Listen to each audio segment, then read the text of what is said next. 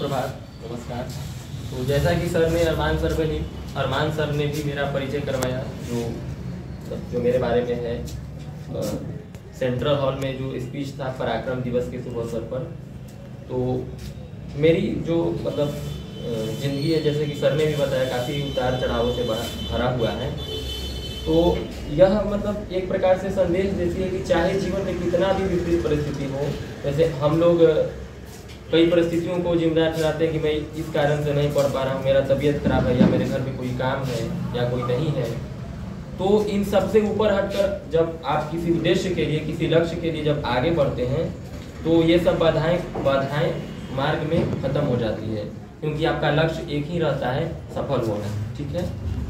तो जो मेरा सफ़र रहा था, तो सर्वप्रथम जैसे कि एनसीईआरटी के द्वारा क्विज हुआ था, उसमें सिलेक्शन के आधार पे स्पीच के लिए 1 मिनट का डेमो दिया गया था, मात्र 1 मिनट का। तो भारत भर में से कुल 23 लोगों को सिलेक्ट किया गया था वहाँ पे सेंट्रल हॉल में बोलने के लिए, 1 से लेकर 12 तक। तो उसमें से 8 या 10 लोगों को स्पीच के लिए 1 मिनट का समय दिया गया, और वही समय में आपको 1 मिनट में अपनी बात को पूरा रखना था। उसके आधार पर सिलेक्शन हुआ था वहाँ पे बोलने के लिए। तो उसमें भी मेरा सिलेक्शन हो गया, और लास्ट में जाकर संसद भवन का जो ऐतिहासिक केंद्रीय कक्ष है, जिसमें हमारा संविधान बना था। ठीक है। आप लोगों में से किसको पता है भारतीय संविधान कब बनकर तैयार हो गया था? कब? 18 आप बताइए कब? कितना तारीख को? ठीक है। तो हमारा संविधान 26 नवंबर 1949 ईस्वी को बनकर तैयार हो गया था। ठीक है। और लागू कब हुआ? 26 जनवरी 1950 ईस्वी। तो वही 26 नवंबर जितना संविधान बना था 2 वर्ष 11 माह 18 दिन में, तो वही जो संसद भवन का केंद्रीय कक्ष है उसी में बना था। ठीक है।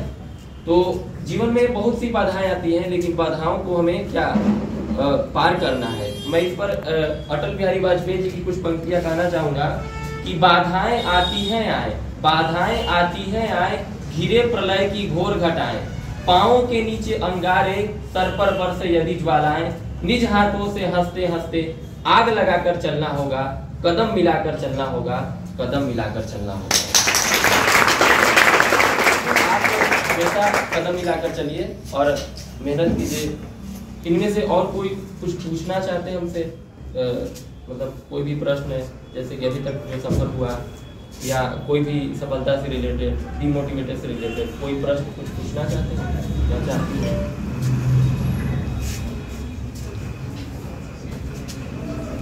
मतलब कोई भी प्रश्न पूछ सकते हैं। बोले चल के खड़ा करने के लिए।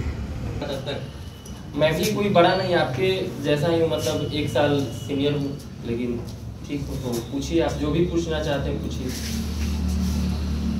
कोई भी प्रश्न हो। अभी आप लोग कौन से क्लास में? 12 में? कुछ कंपटीशन के भी होंगे ना? कुछ कंपटीशन में जाएगी ना? नहीं, सब 12th है, सब 12th नया 12th। स्ट्रीम कोचिंग के बारे में भी, जैसे कि यहाँ पे 10th क्लास में, मतलब 9th में भी मेरा रिजल्ट आ गया था सुपर 30 में, लेकिन उस समय मेरे पास साइकिल की सुविधा उपलब्ध नहीं थी। तो मेरा घर सैदाबाद हो, तो यहाँ से कम 8 से 10 किलोमीटर पड़ता है, तो इस कारण से नहीं आ पाए थे। तो फिर 10th में किसी तरह हुआ, दोस्त के साथ या कैसे भी करके मतलब यहाँ पहुँच जाते थे। तो 10th में मतलब यहाँ जो माहौल मिलेगा, एक तरह से इधर जो क्षेत्रीय स्तर पर जितना भी है, तो आपको एक 30 बच्चों, मतलब इसमें 60% अगर आप ला दीजिएगा, तो यहाँ पे फ्री मतलब पढ़ाई का सुविधा उपलब्ध हो रहा है। तो ये अपने क्षेत्रीय स्तर पर बहुत बड़ी मतलब एक प्रकार से अवसर है, तो इसका लाभ उठाइए, जैसे मैंने भी उठाया था। तो आप लोग भी, जैसे अब तो आप 12 में पढ़े हैं, इसमें से कितने लोग सुपर 30 के द्वारा सिलेक्शन होकर आए हैं? कोई भी नहीं। जो 10th में हुए होंगे शायद? 10th में हुए हैं कौन? आप जाओ। और इधर से कोई? ठीक है, हाँ ठीक है, बहुत अच्छा।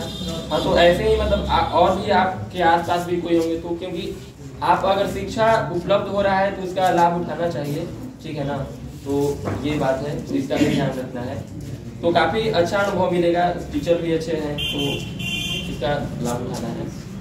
और मैं आपको बता दूं, मैं एक कवि भी हूँ, लेखक भी हूँ। 2 काव्य संग्रह भी प्रकाशित हैं, एक कहानी संग्रह प्रकाशित है ऑनलाइन माध्यम से भी। तो पुनः मैं कुछ पंक्तियां कहना चाहूंगा कि आरंभ यदि शुरुआत है, आरंभ यदि शुरुआत है तो तय निश्चित ही अंत है। आरंभ यदि शुरुआत है तो तय निश्चित ही अंत है। समस्याएं अनेक हैं जीवन में, समस्याएं अनेक हैं जीवन में, समस्याएं अनेक हैं मंजिल के मार्ग में, मगर उनके समाधान भी अनंत हैं। आरंभ है तो अंत है।